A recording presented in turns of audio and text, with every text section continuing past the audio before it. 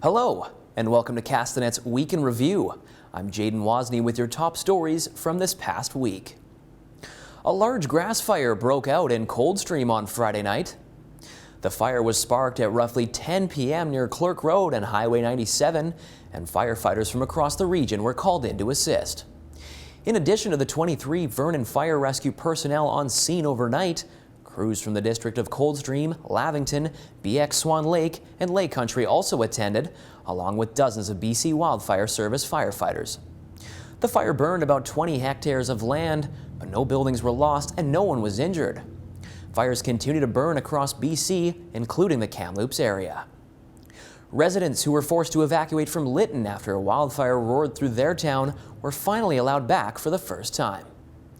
The Thompson-Nicola Regional District organized a series of bus tours for the residents of the village to see the damage. Charred rubble of what used to be homes and piles of ash is essentially all that's left, with the exception of a few buildings that were left untouched by the blaze. Fire struck Litton on June 30th at about 5 p.m.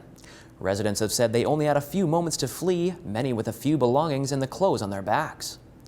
Officials say 90% of the town has been lost, and the investigation of what led to the destruction is ongoing. A hiker from Vancouver that's been missing since October has been found deceased.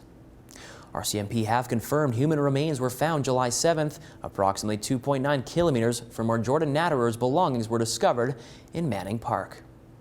The BC Coroner's Services is engaged, and they'll be conducting their own separate investigation. Anyone with information is asked to contact the Princeton RCMP. Kamloops Sequepum will present a report to the public on the unmarked graves found at the former Kamloops Indian residential school site next week. In May, Kamloops Sequepum First Nation Chief Roseanne Casimir announced that with the help of ground-penetrating radar, they had found the remains of 215 children buried near the former residential school site. The horrific discovery has led to global attention, and now many other residential school sites in Canada are being searched. Kamloops Sequepum announced that they would be holding a virtual and in-person press conference on the morning of Thursday, July 15th, to share their discoveries from what the use of ground-penetrating radar can do at the Kamloops site. A new family-friendly aerial park has opened near Kelowna. The Okanogan Adventure Park is located just outside of Kelowna on the Heartland Ranch on Highway 33, just before the Big White Turnoff. It features zip lines, tight ropes, log bridges, rope swings, and a canyon swing that shoots you at 100 kilometers an hour into the air over the Okanogan Valley.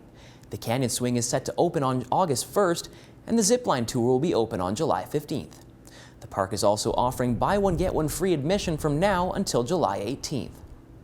That's all for this week's Week in Review. Thank you for joining us. For Castanet News, I'm Jaden Wozni.